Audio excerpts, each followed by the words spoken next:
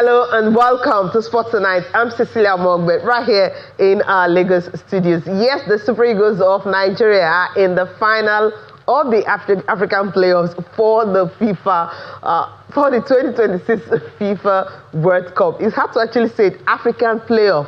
They're in the final of that playoff of the African qualifiers for the 2026 FIFA World Cup. And of course, we were able to beat Gabon 4-1 after a very, very exciting, entertaining, and heart-stopping extra time. But Victor Osimhen scoring a brace in that one after missing a sitter, where they had to leave it late to get all the 4 goals for the Super Eagles of Nigeria. We'll be talking about that on the show tonight. And also, yes, well, the season for the AFCON, right? So we are counting down to the 2025 AFCON that will be taking place in Morocco. Most teams are preparing. Some teams who are not playing the African playoff qualifiers are actually, doing so many things like playing friendlies. For instance, Tunisia packed 3 friendlies into this FIFA window to prepare for the AFCON in December, January, that's in Morocco. We will be dwelling on that and also talk about the rescheduled game that took place earlier today in the Nigeria Premier Football League. There's Remo Stars losing to Rangers International right there at home. Yes, we'll talk about that on the show tonight. Yes, but our focus tonight is obviously on the playoffs for the 2026 FIFA World Cup for Nigeria. While they're taking the longer route to get that ticket. Right here in the studio, Bolu Omoniyi is joining me. Bolu, how are you doing? Good to be here. One of the things I said after the whole thing was back door, front door. Okay. Door, now door. Just make sure you get it to the house. And one way forward, now we are knocking at the Africa Cup of Nations. I tell people, as much as we are focused on the World Cup qualifiers, don't forget the Africa Cup of Nations is also looking at us right in the face. We made the final the last time and lost. It's not better the way than to go one step further and win the title. A step further, right? Bada Akintunde Johnson is also joining us to talk about the Super Eagles of Nigeria. And of course, the chances for us to get that intercontinental ticket in Mexico. That's in March. But it's great to have you join us on the show tonight. Hi, Cecilia. Good evening, everyone. It's such a pleasure to be here, especially after such an emphatic win by the Super Eagles.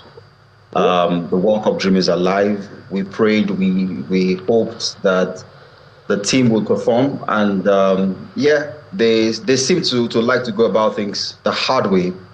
Judging by how dominant they were in the first half, Nigeria should have scored a couple of goals. We've eventually got an early Christmas gift in November, but then we still let the Gabonese back in the game through a deflected strike. But that performance in extra time was absolutely phenomenal.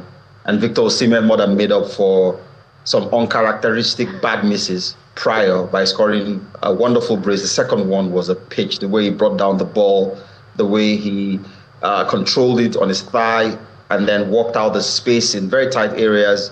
He walked himself to what many would argue was an acute angle, but then he picked his spot, far post, keeper had no chance, 4-1 Nigeria, exactly the scoreline, the emphatic scoreline the performance deserved. And now, haven't seen the first half of the second semi-final. I have good news for Nigerians. Nigeria, the Super Eagles that is, are the best team out of the 4 in these playoffs based on what we've seen so far. And if the Super Eagles play up to their potential in the final game, whether it is Congo DR or Cameroon, we should be picking that intercontinental playoffs ticket as the sole team from the African continent.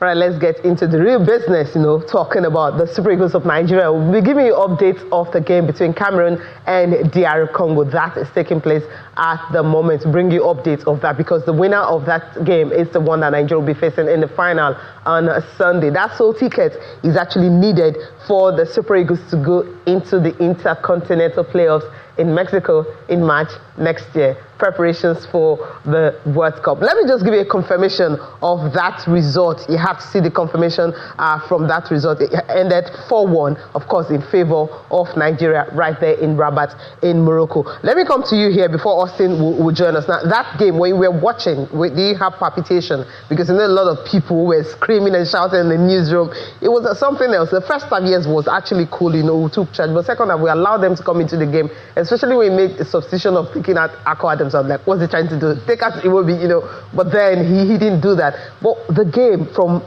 Wilfred Ndidi, who captained the game on the 9th, and of course, Chidera Ejuke, when he came on, and he said Frank Onyeka coming in.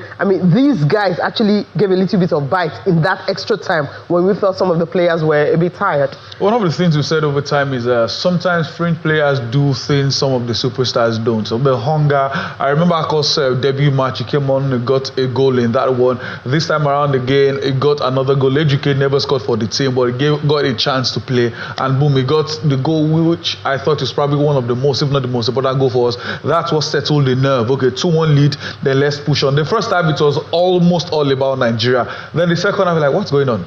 Are you guys that tired? They got a gift of a goal. Akko, good positioning, good reflex. Sometimes some players, when you get passes like that, you are flat-footed, but was on his toes all through, got the goal. Goal will still come. They found a way to get the deflected goal, and extra time. I was worried. These guys, all the protest thingy, boycotting, stress and all, will these guys not be tired? Can they go all the way? They immediately educate goal. Just look at the movement from Ndidi. And we've said it over time. We need, what Ndidi showed in his last years at Leicester is he doesn't want to just sit back. Yeah. He wants to be adventurous. Then having Frank Onyeka behind him gave him the luxury to move. Look at that second goal. Almost everyone, almost any other midfielder will pass the ball to Osimhen.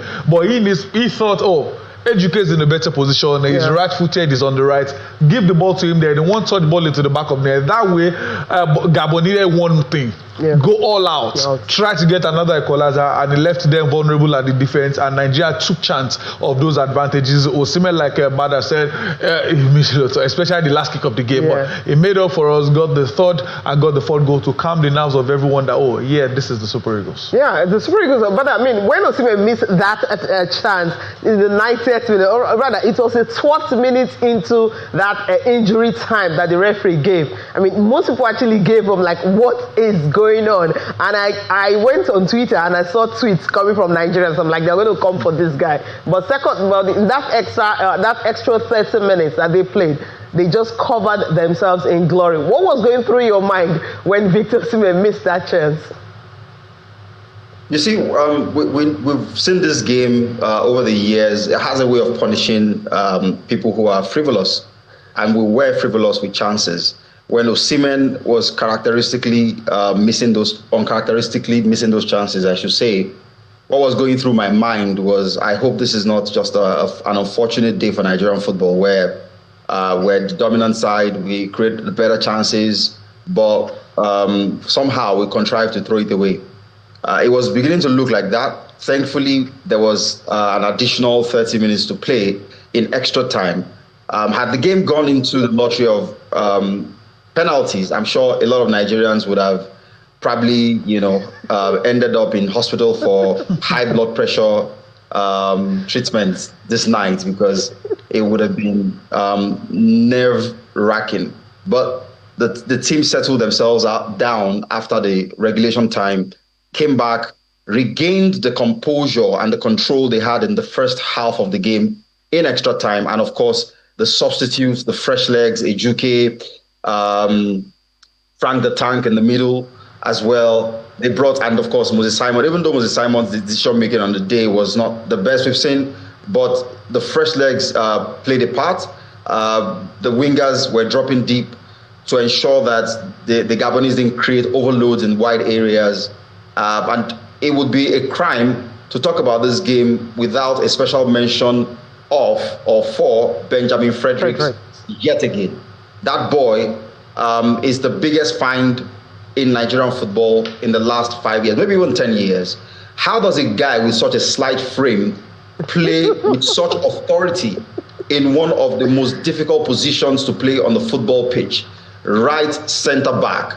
His timing, his reading of the game, the way he wins every duel on the ground, aerially, his passing, his movement, and then as though his yeoman's performance wasn't good enough, in extra time, he goes on a mazy run, drives forward, picks a perfect pass to set up Osimhen for Osimhen's second, Nigeria's fourth. What a player that boy is. So technically gifted, so blessed by God with incredible talent. And there's no telling how far that boy can go in football. And he's humble as well. You can see he listens to people around him. He has his head down. He's still learning and growing. And he's just a phenomenal footballer, Benjamin Frederick. Shout out to that guy. He was one of Nigeria's best players on the night. Obviously, and he's just 20. That's the amazing thing about it. At 20, I mean, holding on that central defense position. And I'm looking like Thrashing guys, like, hey, time to go. Well, okay, I'm not going to say that. One thing, if you check between Dennis Boangan and Pierre-Emerick Aubameyang, they've got 15 goals between them in the qualifiers. 15, and Nigeria scored how many goals? 14, right? Or through the qualifiers, how many goals we scored. Now, Benjamin Frederick actually pocketed these guys that they couldn't even make any move. Anyone who saw the Unity Cup shouldn't even think twice about what talent this boy is. You didn't need the 2 games to know this is the talent. Just watch one match. You could see that this boy has something. And I like that they've now given him confidence. You know, over time, we have this mindset of you need to grow to a certain age before you are fit to the national team. And I always love the football phrase. If you are good enough, you are old enough. And look at him now. Trustakong, if God willing, hopefully Nigeria qualify for the World Cup, Trustakong will go. But we know he's not making it into that first 11 anymore. Even if you are playing a back 3, there's a certain Shemi Ajayi somewhere. So I think it's part of the team as a macho man. And I doubt any Nigerian would argue that it is a certain Ben Frederick that is sitting him down. That boy came in slowly into the national team and has held on to that position. Nothing is stopping that boy right now. And this is what we say, if you do proper scouting. When people say, hey, we don't have midfielder, I tell them no. You can't tell me all the nations of the world that Nigerians are playing. You can't scout for talent. Ben Frederick is the true definition of when you do the right jobs, you will get this talent. Again, that boy in that team, nothing is stopping him. I mean, and there's another player we need to pick out. I mean, you mentioned that when Frank Onyeka came on, I mean, did he have time to explore? But I mean, who do you think are actually our best 11? Because it seems when those changes were made, players had opportunity. Let's leave at Iwobi, for instance, because at a point I felt he was tired, and then when I saw Frank coming in, I just assumed that he was going to go. But it was Akko Adams, that left, and he wanted to defend the one goal. And I was like, what's going on with the coach? How would you want to defend one goal when you're playing against Gabon? But somehow the changes actually worked better for him. But the position that Ndidi played and that combination, we can actually have Frank Onyeka and Ndidi playing at the same time. Yeah, we can. And we have in the past had both of them on the pitch at the same time. It just depends on what system you are playing, what position you're playing. Is it a single pivot? Is it a double pivot? Both of them can sit in front of the back four, they can drive forward, they've got energy to burn, they can pick a pass. Ndidi, in this last 2 seasons ago, was actually one of Leicester's most creative players in terms of chances. The chances he was creating, the positions he was getting into, but he played a more withdrawn role today where his experience was very critical for the team. He shielded the back four very well, intercepted things, kept it, linking the defense and the midfield into the attack. I thought he was brilliant. I mean, second half, he faded like most of the team. For some strange reason, the intensity just went out of our game. I thought maybe the torrential rain also played a part in it, it must be said. Even the second game, the first half suffered a lack of quality because it was just pouring. But then when the Eagles conceded that late equalizer, it didn't matter whether it was raining fire and brimstone. The desire to go to the World Cup, meant that they kicked back into their A game, and for the next 30 minutes, it was total dominance of the Gabonese national team. When you talk about if we have a settled 11 or a first 11, I think the positions pick themselves. In goal, if Nwabali is fit, he plays. At right back, if Olaino is fit, he starts. At left back, for me, it's 6 or half a dozen between Bruno and Zaidu Sanusi. Yeah. Both of them doing it at the highest level, playing for Porto, playing the other one playing for Zagreb, I think. Centre backs now, Benjamin Frederick is definitely a starter alongside Calvin Bassey, who I thought also had a monstrous game today. If you want to play double pivot, you can play Onyeka and Ndidi, as I said. If he's a single one, Ndidi plays. Again, Iwobi today was one of our better players in the first half. His passing was crisp. He was always playing the ball forward. He was attempting, difficult passes, was getting them most of the time. And the fact that he could pick a pass was the reason why we pinned the Gabonese back in the penalty area, and then the wide areas. I was surprised when Simon did start today, but it was for a good reason, because you want Chukwueze to carry on with the good form that he showed in the final game against Benin Republic, when I thought it was imperious. It was his best game in the green and white of Nigeria in a while. So I can understand why the manager started him again. And then, of course, they say if it's not broken, you don't fix it. The last game produced 4 goals. So he played a twin attack. Akko and Osimhen. So he did the same thing today. Both of them got on the score sheet. So it means that 2 up top is working. Using the wings is working. He'll continue to play the same system. Should continue to play the same system. Ademola Lookman, obviously not at his sharpest best yet. You can see that he hasn't got a lot of minutes in those legs yet.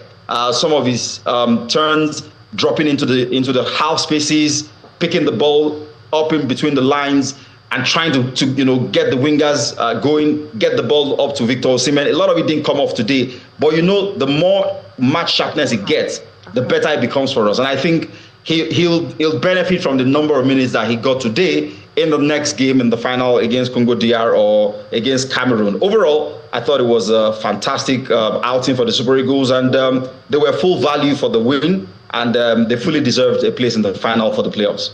Well deserved, right?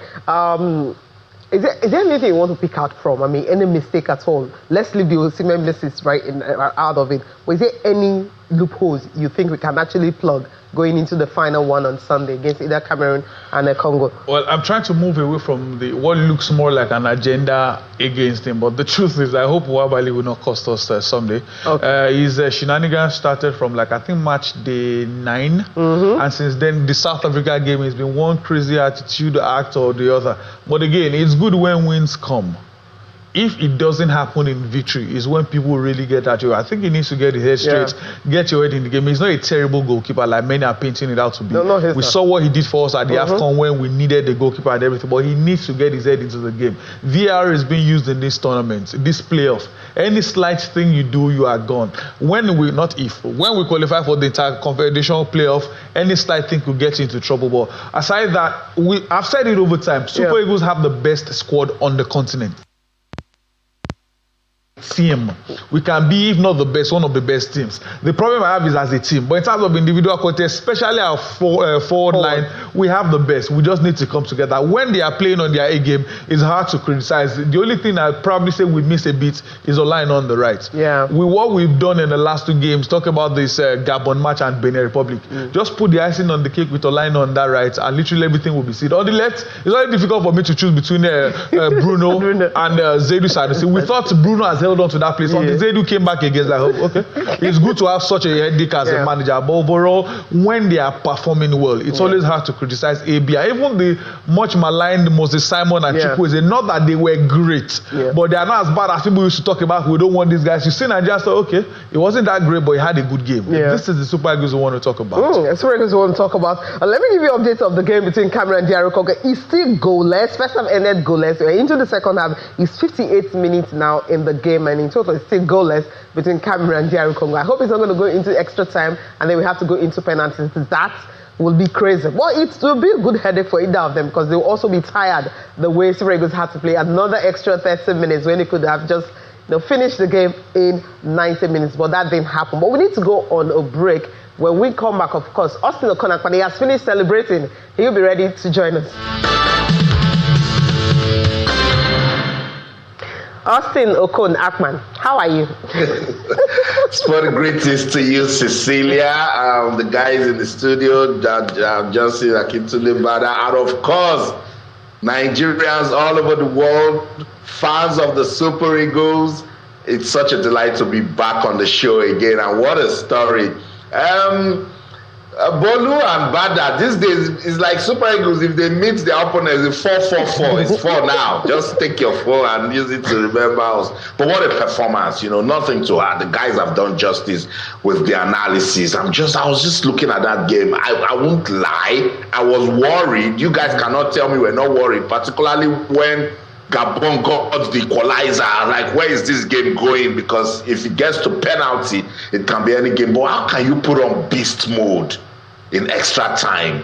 Please, guys, when was the last time? I don't want to speak so much tonight. When was the last time you saw Super Eagles in the last 7 years get into this sort of beast mode at that sort of time and show that sort of character? Yeah, I mean, particularly after the sort of listless second half performance, lacking in energy, lacking in desire, they looked to be tiring. So it was, as you said, it was worrying when they considered late on, because you thought, do they have the legs to prosecute another 30 minutes on the pitch? But yeah, the response was phenomenal. It was super encouraging to see them just pinning the Gabonese back and playing with a lot of intensity. There was a lot more incision in our play. And the Gabonese also, in a way aided us. The gaps they left in behind themselves, they truly, really and truly believed that they could go on and win that game. As evidenced by the sort of substitution that their manager was making. He brought on 2 attacking players towards the end of regulation time. And then when they conceded, he took both of them out again because, thought Nigeria indeed was in trouble and we were there for the taking. But then the resurgence by the Nigerian team shocked everyone, shocked me, I must say. I thought we were going to nick it by the odd goal, but then at some point it looked that we actually could have scored 5, 6, 7 if we wanted to. So at the end of the day, we made hard work of it, but we were always sort of the odds-on favorite. We were the much better team. We created better chances. We should have won it 4-1 in regulation time. We ended up winning the 4-1 in extra time. However you look at it, it wasn't a game that should have been decided by the odd goal. We needed to win convincingly, and we ended up winning convincingly. I totally agree, Bolu. And with this sort of performance, there's no way we can imagine anything going wrong in Sunday's final. If you give us this sort of performance, the fans will definitely ask for more. Let me add a bit of pride and ego to share those sons that can't even score themselves. Those sons that are playing goalless, bring them on. And I'm sure you recall a fortnight ago or there, but when we spoke about this particular game, one of the conclusions we had was if Nigeria can go past Gabon, others, no disrespect to them, shouldn't be that stressful. Not saying it's going to be a walk in the park, but the team I fear the most based on the first 10 games in the qualifiers was this Gabon. They played 10 games, they won 8, drew 1, and lost just 1 match against Ivory Coast. 2 of them scored the same number of goals Nigeria as a nation scored in the qualifiers. In fact, we had to score 4 in the last game. That was my fear, that these Gabonese, when they turn up, we have to come up with our A game. But Nigeria still did soft work in quotes against them. Now they are taking on Cameroon or DRC. Although DRC, they've been motivated. There was a report that if they qualify for the global playoff, they'll get $1 million. Don't worry, save your $1 million, your boys will get it. On a good day, based on our last 2 performances, we have everything. We should walk past them. But it's still football. We still have to prepare well. We still have to study the games. We still have to read the match itself, because one of the best things the manager did was Frank Onyeka substitution. He helped stabilize the team and all. We still need to do our part. On paper, man for man, everything, formation for formation, we should beat either of these 2 guys in the final. But we have to do our job. Good performance today. Again, like we said over time, it's hard to criticize what we do today. The only but would have been Nwabali's shenanigans, then maybe a bit of Bright Osayi on the right. But overall play as a team, this is what a Super Eagles team should look like. We've been speaking about squad for a long time. The last 2 games is what their team should be like. If this should continue like this, don't forget, AFCON is next month. If they perform like this against DRC or Cameroon again on Sunday, it means the ginger to move on to the AFCON will be there. If for nothing, to think ahead of what's to come, I hope they perform very well. They may not score 4. I know says they can't score more than 4 on Sunday. They could score 5, right? But before we let you go, what would you expect them to do against the DR Congo or Cameroon? Anyone's outcome? Or maybe your prediction? So, I mean, if you look at the trajectory of the team since Coach Eric Schell came in, it's been pretty consistent, and there's been improvement, match on match. I thought before today, our best game was against Benin Republic, and before then it was against Rwanda, and he sort of kept building on the success based off better knowledge of the players, better knowledge of the team chemistry, and better knowledge of the formation and the system that he wants to play. So I fully expect that, as I said, just pure eye test. Nigeria is the best team out of 4 that I've seen so far in this competition, and we should be beating whoever we meet in the final. But as Bolu said, football is not played on paper. It's never played before it is played. We still have to get on the pitch and do the business. It was just based off how the team, is playing at the moment, the rhythm that they found, the understanding between the players, and the confidence they can take from scoring 4 goals in each of the last 2 games. This Super Eagles team will take some stopping. Matter of factly, I believe that the only thing that can stop this Super Eagles team is Super Eagles themselves. Oh, that's powerful. I think we have to let you go here. Also, you have questions for him? But let Bada No, I think we've done more than enough. See, when the Super Eagles play this sort of football, you make analysis just flows. You will start compare Bada to the last time that they were terrible against Lesotho, and I was struggling to get his words together, and now that it's just free flowing. Yeah. Bada, thank you so much for your time on the show. We will continue to monitor the Super Eagles. I will bring you back. Thank you. Thank you for having me. Thank you. Yeah, Cecilia. Look, I was watching this game tonight, and I was saying to myself that where did they leave this sort of performance? Right from when they defeated Benin Republic, I said it was important for them to sustain this momentum, and they did just that. When I saw the lineup, he made just 2 changes. I would have kept Ademola Lookman on the bench, but it's okay.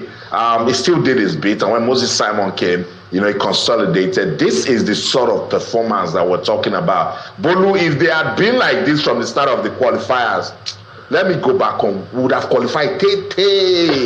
When the groupings were made, I said to myself, this one's and Nigeria should get minimum 20 points. That 20 to 25 points should be our points, because I counted 6 against Lesotho, 6 against Zimbabwe, 6 against Rwanda. That if any team would drag us, maybe 4 against South Africa. I knew we were supposed to win all that. So we shouldn't even be here. We should be doing what all the North Africans should be doing, what Ivory Coast are doing. That's what Super Eagles are. But if we perform like this, we would have qualified. Guerrero was with a game to spare.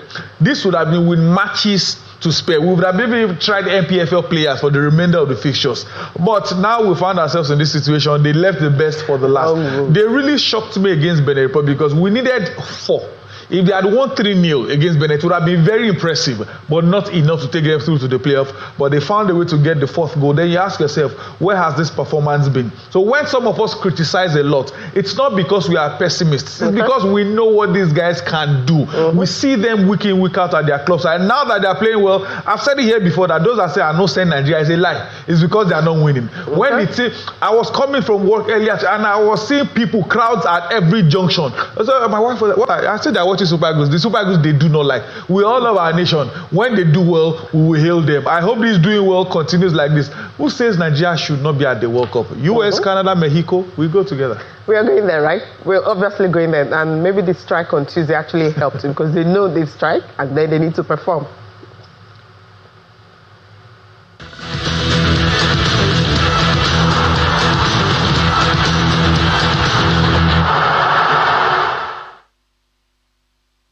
All right, it's 38 days to the Africa Cup of Nations in 2025. Yes, we're just going to give you a confirmation of the how many days. Yes, this is the Africa Cup of Nations 2025, and we have just 38 days to go. And so many countries are preparing. They're using this opportunity of FIFA window. That's the ones that are not playing the playoffs to go to the World Cup. They're using this particular opportunity to build up. Not just building up, but also ensuring they are playing friendlies. And that's what is currently going on. Now, today we'll be taking a look at Group C. And that happens to be a group that had the Super Eagles of Nigeria. So today's show is all about the Super Eagles of Nigeria. Yes, give them their flowers. They won well. So we will be talking about them so much today. So special focus on Group C, where you have Nigeria, Tunisia, Uganda, and Tanzania. So Tanzania, for them, where they are in hot soup, you can say that the coach that qualified them for the AFCON was fired because he did not qualify them for the World Cup. They were in a group that had Nigeria, right? Okay, but they are here in Group C at the Africa Cup of Nations. So we'll be dwelling on that right away. So let's start off with, what they're doing right now, what some of these teams are doing. For instance, you have Tunisia, who are in Tunisia right now. They've squeezed like three friendlies into this FIFA window. They played against Mauritania last night. That game ended 1-1. They will be playing against Jordan tomorrow, and then they'll fly to France to actually play against Brazil November 18. This FIFA window, 3 games. That's a lot. The first thing is waiting Nigeria to Group C. We are always in Group C. Qualifiers, tournament is always this Group C. I hope Group C works in our favor today. But the Europeans also they find ways to play 3 games. Some of them will play 2 qualifiers, then one friendly. They find ways to squeeze it in one way or the other. And there won't be enough time because the time for the AFCON this year is probably worse than before. It's in between the festive period, or especially Premier League guys. So they have to find ways to squeeze in this game. They know even the players will come, they will play for the weekend of 13th and 14th of December. If they start flying in maybe from Tuesday, or how many matches would you be able to play? So I like that they are thinking, and Nigeria were to play 2 friendlies as well. They are thinking ahead of what do we do. And Tunisia are being underrated ahead of this AFCON. These guys did not concede a single goal in the World Cup qualifiers. It is not the Tunisia of maybe 10 years ago that we underrate. These guys are coming for serious business. They know what to do. That's why, to an extent, I like that we are playing this playoff instead of those friendlies. Now we are playing against fellow African teams we may likely meet at the AFCON. The ginger to play against our African brothers is what we are seeing like this. The energy of this game, it means you know when you face Gabon again, you know the kind of energy to work with. I like that, but I'm definitely not underrating Tunisia. Without any doubt, on paper, the top 2 that you are seeing on your screen obviously have to be the ones to qualify. With Nigeria first, with 9 or at least 7 points, then Tunisia can come behind us. Interesting. Uganda are also in Morocco, where they'll be playing Chad tomorrow, and after that they will play against Morocco on November 18th. Austin, these teams are preparing. Cyprus Stars, for instance, for them, they've switched their coach, and they're playing Kuwait on the 15th. 15th, that's on Saturday. They'll be playing Kuwait. They're just playing 1 friendly. They have a new coach now, Austin, Miguel Gamondi, who happens to be an Argentine. The one who qualified for them for AFCON was fired because they didn't qualify them for the World Cup. And I'm asking myself, what's going on? And that guy is a Tanzanian. He understands the players from Zanzibar. He took over from Ade Amorocho when he was fired because of the issue he mentioned at the Nations Cup, that Morocco, is having a better chance because they are hosting all the tournaments and everything, money exchanging hands, and because of that, he was sanctioned and he was fired. They brought in their own person and he qualified them for the Nations Cup, but they had to let him go simply because he did not qualify them for the World Cup. And I'm like, also, some countries actually punching above their weight. You can't blame them, Cecilia. Football is big business. And I told you the moment they had that expansion for the World Cup, it did something to smaller countries, particularly in Africa, that they can actually think about playing at the World Cup. It's about aspirations. And, this thing is so straightforward. It's what you sow, you reap. So I do not blame countries that are now looking beyond the AFCON. For instance, Tanzania, Uganda, they will look at themselves and say, Cape Verde is going to the World Cup, Cecilia. Yeah. Cape Verde, that will spark something. They've been to the World Cup, particularly the Cranes of Uganda. I like them. They've been to the AFCON. They've shown that they can actually compete in Africa. They can stun countries, on their good day. But it's just good to, take your football a step further. There's just something it does to you. Look at Saudi Arabia. Say whatever you want to say. But the fact that they played Argentina at the last World Cup in the opening match and beat Argentina, Cecilia, that team did something to the country's football. And check how they did not look back, till now. So I totally agree. But I'm looking forward to the AFCON. The AFCON is definitely going to get us talking in December. I think we're going to see the best of African football. I think our players understand now that the world is watching, and Patrice Motsepe is building a business environment, trying to bring out the potentials of football business in Africa, so the players will be at their best. I like what is happening with the Super Eagles. This playoffs is like extra preparation, because we can't talk about the NFF again. They've shown us that they keep breaking records with their level of incompetence. So now the players just have to find a way to stay relevant. When things were going south today, I was like, it really hurts these players if they don't win this one, particularly because of what they did on Tuesday. I actually said I hope it doesn't become a tale of action and consequence. So put everything that I've said together. Everything will start with this AFCON. This AFCON will give us a clue on how African teams will compete at the World Cup. And for those teams that were so close to getting it and didn't get it, see the likes of Burkina Faso, see the likes of Benin Republic, that will do something to them, and it will become for the good of African football, Cecilia. Obviously, because for you to sack a coach, you have a group that you have Morocco that is at the top of that group. You have Niger Republic. Yes, Niger, not a big name when it comes to football, but you've got Morocco, and then you expect your country to qualify ahead of Morocco for the World Cup. Where is that coming from? That's the standard. Yeah, exactly. So that's my point now. That's the standard, that these countries are punching above their weight. Like, they don't look at any big names anymore. If you're in a group where you have Morocco won the Under-20 World Cup, we've been talking about how they are building. Tanzania don't only have that system. We remember, was it 2008 when they had their national sports conference, and then they decided what they want to do with sports and football in particular. They went on to build that academy, and 5 of the players were in that academy. That academy was built 2010, right? That's when it was founded. 5 of those players played in that. Tanzania doesn't have that kind of structure. Do they have stadium? Okay. Do they have accredited stadium? Exactly. So when you hear things like this, like you fired a coach because he didn't qualify you for the World Cup, like, what's going on? But let's see what this Miguel Gamodi and Ajet what he can actually bring in, because this group, that's where you have Nigeria. So you have to take a look at all other teams. They can't bring in anything. 1 or 3 points against you, and then nothing. Maybe they will sack him too for not qualifying for the. I understand both of you. I understand the Austin angle of everyone is challenging, but like you mentioned too, when you see a Tunisia, Morocco above you, Morocco that got to semi-final of the World Cup, and they still have a chunk of these guys. And if we are in Morocco's group, I'll be banking we qualify second. That's how good and compact these guys are. But again, maybe they thought or they believed they could, but maybe made playoff. Probably that. But again, when Morocco is talking presently in African football, you have to sweat, because they literally have everything. They are playing qualifiers, they are playing everything in their country now, and they are not feeling it, they are not shaking. Those guys mean business with football. Again, it is not guaranteed that you will win, but you will still see what you are doing. You see progress. Look at their Under-20. England, what they did, they still never won the World Cup minus that 66. But you saw what they've done. You see progress on the 17-20 Euros World Tournament. You can see Morocco's boys, on the 17 boys, destroyed the team 16-0. That we have not been qualified for the 17 AFCON back to back.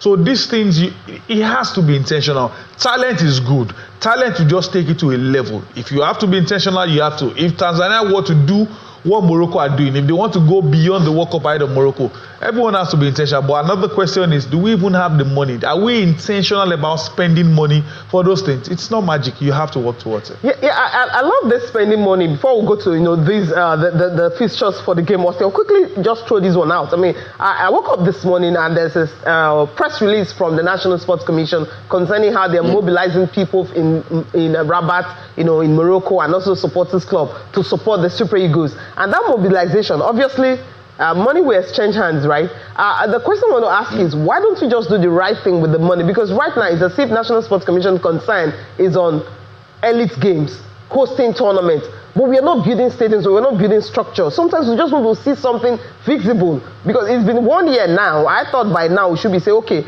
the National Stadium have been refurbished. or maybe the Abuja Stadium pitch is now playable to host national team games. But I'm not saying that. I'm saying that we're eager to go for competitions. It's fine. It's not a problem. But I mean structure, because we'll keep going back to Morocco and talk about what they've done over the years. I mean, you brought in two people that we all know these guys are great when it comes to sports management. So we want to start seeing the results. Structure first, infrastructure first, and after that, then you can think of winning. Because right now we are concerned about winning, and that's why when Super Eagles went on strike, it was as if something was going on. That, Cecilia, it is what it is. We are just so big on consumption. We just want to go to competitions. Get people to travel. ESTA codes, we move around. It's disheartening because we've talked about this over and over and over again. But let's wait and see. I spoke with Shehu Diko, and he said that there is a part of the budget that's got infrastructure development where they will get to renovate. When do we stadium. start? No, Cecilia, let's wait. This is November. Yeah, they are 1 year on now. They've been on for 1 year. Let's give them the first quarter of next year. Okay. They wanted to host the Commonwealth Games. Maybe that. We don't need that. Do we need to host the Commonwealth Games? What are you using to host the Commonwealth Games? They felt that it's a way to give them that reawakening. But I get your disgust. I get that it's so sad that we will be, moving so many persons up and down whenever our team seem to be playing. And then at this stage of the playoffs, we had our team, going on strike because of unpaid allowances and bonuses. It's disappointing. And I leave that on the table of the Nigeria Football Federation because I probed the NSC big time. They said, look, we gave these people money. Why they didn't pay the players, we don't understand. But NSC, you are the custodian of sports in Nigeria. You have that function to make sure that this is going well. And again, Cecilia, I totally agree with you with infrastructure development. And each time you talk about it, like you're trying to poke me because I talk about this over and over. I just don't understand why we do not see the need to build structures, particularly with our sporting facilities. Bolu, do you understand why? There is no human on earth. Someone said if you understand these things, they probably need to explain it to you well. If they explain well, you are definitely not going to understand. Because I tell people we have many edifices, but we are not doing anything with these things. Look at Teslim and National Stadium in Lagos, opposite each other. National Stadium, we don't know what's going on. Teslim has been under reconstruction for like 5 years. Nothing is going on. Since this, what's his name, this present governor came on, he scattered everything. Look at Agege Stadium. Yeah, it will be ready in MPFL. September. 5 years on, nothing. So even the ones we have, we are not treating them well. We are not maintaining them well. Then we need to. I say it all the time. The last time I said, Austin said, UK secondary schools have better facilities than we have in Nigeria. Let me read something. What they are using money for? When I got that press release, I was upset this morning when I woke up. It says the leadership of the National Sports Commission, led by Chairman Malam Shehu Diko and Director General Bukola Olokpade, left no stone unturned to ensure that members of the various Nigeria supporters clubs were logistically sponsored to Morocco, while also ensuring that the Nigerian community across the North Africa country were adequately mobilized for the game logistically. So that means money. And you're owning the Super Eagles of Nigeria. So we're going to end that discussion here and quickly, talk about the fixtures for Group C before we talk about the MPFL. Now, the fixtures for Group C, we have Nigeria and Tanzania. Their first game is going to be December 23rd. That's when Nigeria will open their campaign for the Nations Cup. We'll start doing the Let's Do It again. It's 38 days already. Then 27th, you have Nigeria and Tunisia. And, of course, Uganda and Tanzania on that same day. So Uganda and Nigeria will play on the 30th, and same day Tanzania and Tunisia. So that's the fixture for Group C for the 2025 Africa Cup of Nations. It's 38 days to go. And before we go, let's just quickly, look at this one. Remo Stars, they lost at home. We thought the losing streak was over, but they lost at home to Rangers International. It was Godwin Obaje scoring the goal in the 23rd minute for that, and Rangers winning away from home. I'm happy when I see away wins for the MPFL and there are no issues. I mean, we still need to keep talking about this, right? I'm But it's happy funny. we wins, but I'm worried for Remo Stars. Okay. Everything is not going on well for them. But again, it's the game. It is what it is. Yeah. You snooze, you snooze. We saw the coach in Morocco. Yeah. The less we talk about that, the better. The better, right? Is he leaving or staying? We are still looking. Some said he's leaving. Some said he has resigned. Some said he's still there. The And coach some said said he they was saw him in learning. Bayelsa. Whichever way, things are not going on well with Remo Ramo Stars. Stars. So they need to put their house in order because they are our champions, right? Austin, we have to go.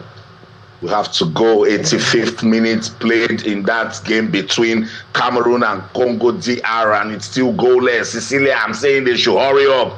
Let us know who wins, who will destroy on Sunday, and go to the Intercontinental stage. That's the show in London. I'm Austin Okonakpani. In everything you do, remember, keep talking sports. Bye for now.